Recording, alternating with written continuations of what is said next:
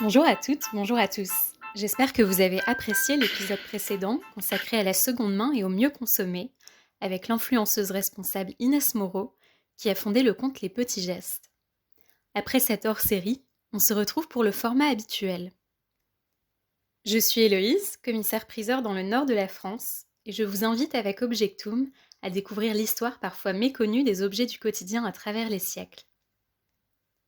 Ces acteurs de la petite histoire en disent long sur l'évolution des mœurs et du confort domestique. Et ces acteurs inertes, les commissaires-priseurs les connaissent bien. Ils sont les stars des inventaires et des ventes aux enchères, véritables témoins des habitudes passées et présentes. Alors loin de l'image inaccessible parfois donnée des salles des ventes, je vous invite à découvrir les dessous du métier, en partant à la rencontre des objets, de leur histoire et de leur cote. Car aux enchères, il n'y a pas que des œuvres muséales qui se chiffrent en millions d'euros. On trouve principalement des objets divers et variés, accessibles à toutes les bourses. Si vous aimez chiner, vous êtes au bon endroit pour apprendre à découvrir ou redécouvrir les objets d'antan. La mode a évolué à travers les siècles. Si les vêtements sont souvent étudiés, il faut aussi parler de l'évolution de la toilette, et notamment des coiffures. Parfois extravagantes, quand on pense par exemple au pouf au XVIIIe siècle, les coiffures sont intimement liées à divers objets peuplant l'univers de la toilette. À ce titre, je vous renvoie à la lecture des souvenirs du coiffeur de Marie-Antoinette, Léonard Autier, célèbre perruquier de l'époque. Et dans la lignée des perruques du XVIIIe, je vous propose aujourd'hui de vous pencher sur l'objet qui pouvait les supporter, le porte-coiffe, aussi appelé porte-perruque. Mais celui-ci, du XVIIIe au XXIe siècle, n'a eu de cesse de présenter des apparences singulières. De la Marotte à la Sophie, en passant par la Jeannette et la mythique et recherchée Twiggy au XXe siècle, cet objet mérite qu'on s'arrête dessus. De manière assez générale, cet objet présente un aspect sphérique, souvent une boule posant sur un socle. Parfois une simple sphère en structure métallique, en bois, en verre, en céramique, en pierre dure, ou plus tardivement en plastique. Mais bien souvent, le porte-perruque présente une allure humaine, sous forme de visage, coiffé ou non, prêt à accueillir la perruque ou plus généralement les chapeaux et les bonnets. Comme pour de nombreux objets du quotidien, à l'instar du taste-vin étudié à la loupe dans la première saison d'Objectum, le porte-coiffe peut être fait en matériaux très divers, témoin des modes, des évolutions techniques et aussi de la prise en compte des différentes bourses, allant de matériaux nobles travaillés par des manufactures renommées à des matériaux plus simples et courants pour les modèles produits à grande échelle en métal ou en bois. Lorsque l'on creuse les différents modèles sur le marché des antiquités, ils semblent pour les plus anciens remonter au XVIIIe siècle. Une vraie folie capillaire s'empare de la cour à cette époque. Si les classes les moins fortunées s'en tiennent souvent à de simples bonnets, en matériaux plus ou moins travaillés, de dentelle, de ruban ou volant, certains de ces bonnets d'intérieur pouvaient toutefois être très raffinés. En démontre un bonnet vendu plus de 16 000 € en 2018 chez Couteau-Bégari, et ce dernier était brodé de riches motifs en fil de soie et cannetilles or et argent. Mais venons-en aux perruques. Un vrai art s'est développé, offrant des créations monumentales et extrêmement complexes, que l'on retrouve souvent caricaturées à l'époque, telles qu'en témoignent de nombreuses gravures du XVIIIe. Certains protagonistes, comme le perruquier Léonard Autier, que l'on a évoqué plus tôt, ont poussé cet art à son paroxysme. Les perruques se sont vues attribuer de petits noms, on parlait ainsi de coiffe à la belle poule ou encore à la comète. Et cette extravagance, les films s'appuient souvent dessus en extrapolant, afin d'offrir des visions revisitées du XVIIIe.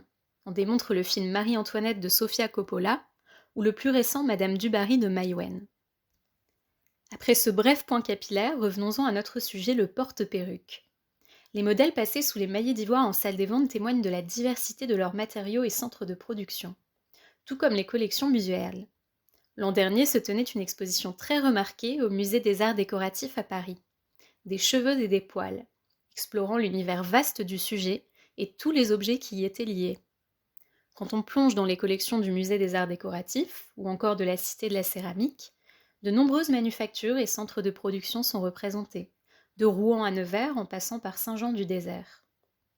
De très nombreux lieux conservent des traces de ces témoins d'antan.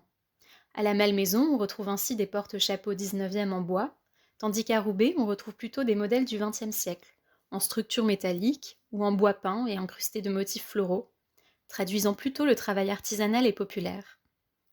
Avec une évolution des matériaux de la céramique aux pierres dures jusqu'aux modèles plus simples en bois et métal au XIXe et XXe siècle, le porte-perruque est devenu un véritable objet vintage, recherché au XXe siècle, notamment quand on songe à la mythique Twiggy. À l'effigie du mannequin Leslie Hornby, ce porte-perruque porte désormais son surnom, Twiggy alias Brindy. Les modèles sont parfois signés de maisons comme Huard et sont le plus souvent en plastique. Les amateurs recherchent essentiellement les versions des années 60 et 70. Ces têtes se chinent entre 80 et 150 € pour de bons modèles d'époque, et parfois seulement quelques dizaines d'euros pour des porte-perruques similaires ou plus tardifs. Pour retrouver ces modèles, rendez-vous sur les brocantes, les vide-greniers, mais aussi en ligne, sur les sites comme Le Bon Coin, ou les groupes Facebook dédiés, comme le groupe de plus de 240 000 membres, appelé les passionnés du vintage. En salle des ventes aussi, Twiggy rencontre son petit succès, avec des têtes adjugées entre 40 et 200 €, et le plus récemment à 130 € chez Nabécor Enchères à Nancy en juillet dernier. Mais qu'en est-il de ces ancêtres des siècles passés ?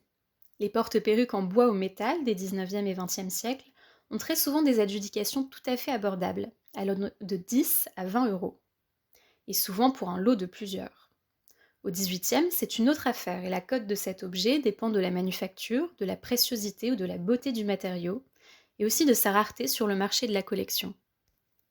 Un modèle du XVIIIe en marbre a été adjugé 1 500 € par la maison de vente Daguerre, tandis que les modèles en faïence de Nevers ou Saint-Jean-du-Désert trouvent preneur pour des sommes allant de 200 à plusieurs milliers d'euros.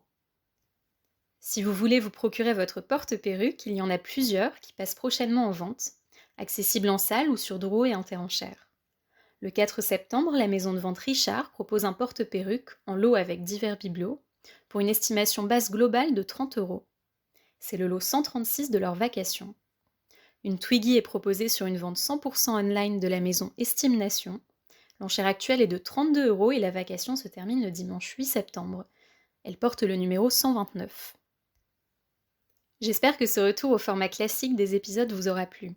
Vous commencez à le comprendre à travers les précédents podcasts, mais le mot d'ordre est d'être curieux. Vous pouvez redonner une seconde vie aux objets qui sont dans le fond de vos placards, en découvrir ou en redécouvrir le sens et l'utilité. Et pour chiner, ne soyez pas monomaniaque. Ouvrez grand vos yeux, n'ayez pas forcément d'idées trop arrêtées de ce que vous recherchez. Fixez-vous un budget et allez arpenter de multiples endroits où vous trouverez des pépites. Salles des ventes, brocantes ou encore en ligne. On se retrouve bientôt pour un prochain épisode. Si celui-ci vous a plu, n'hésitez pas à le noter, le commenter et le partager. Et d'ici là, n'hésitez pas à écouter ou réécouter les épisodes déjà disponibles sur Spotify ou sur la chaîne YouTube Objectum Commissaire-Priseur. Pour échanger de manière plus directe, je vous invite à suivre et partager le compte Instagram objectum.cp.